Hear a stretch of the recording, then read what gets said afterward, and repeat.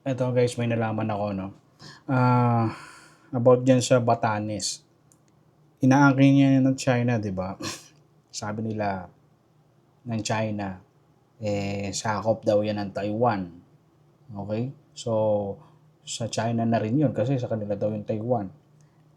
Eto ang nangyari dyan. Sabi ni Batong Bakal, no? Ano siya scholar din na tayo si Batong Bakal. Kung may scholar yung China, may scholar din tayo dito. Ano to, hindi ako sure kung scholar to, pero madalas siyang ini-interview about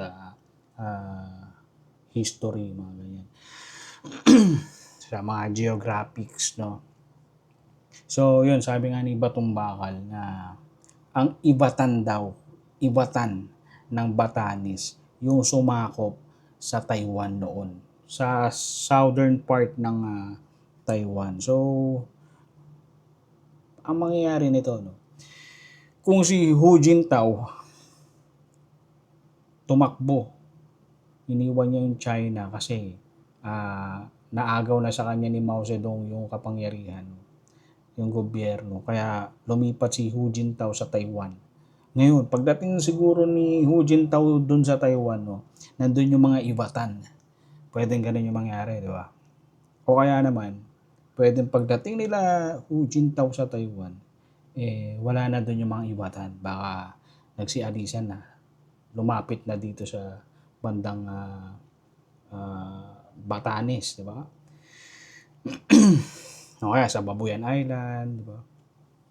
So, pwedeng ganun kasi mas madali yung biyahe kaysa dun sila sa Taiwan.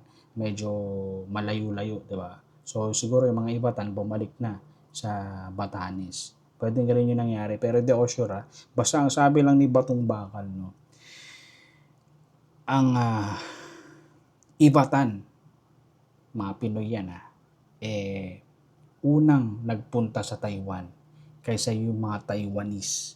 Nauna pa yung mga ibatan sa mga Taiwanese. Okay? Dapat maging maayos to kasi medyo malaking gulo to, no? Kung lalaki pa to, di ba? Medyo malaking gulo to. Kaya dapat tama naman yung ginawa ngayon ni akala ko hindi masyadong magaling si Gibo Tama si Gibo, no? Pinalakas na yung presensya ng army sa Batanes. Kasi syempre baka ang kinin na talaga Loko-loko rin kasi yung Chinese scholar na nagsabi nun na sa China daw yung Batanes. Parang kagaguhan, di ba? So, yun. Pinalakas na rin yung presensya natin sa Scarborough Shoal. Yun, di ba? Mas okay yan. Pero tingin ko magkakaroon talaga ng gitgitan dyan Di ba? Kasi nandiyan yung mga Chinese Coast Guards, nag-iikot, di ba? Siguro ang may mali lang dito, yung mga nanggugulo lang dito, yung mga Chinese scholars Mga mali yung mga naratibo nila kaya nagkakaroon ng iba-ibang narrative, di ba? So, yun.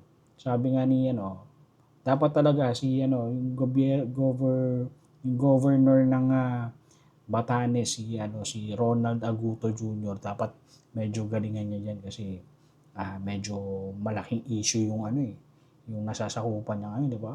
Between China and the Philippines. So, dapat patibayin niya, pahintulutan niya na palakasin pa yung presensya ng Army, ng Navy dyan sa Batanes. Okay? Para syempre, pag nakikita yan ng mga Chinese Coast Guards na, wag to, medyo na to, delikado na tayo dito, layo na tayo.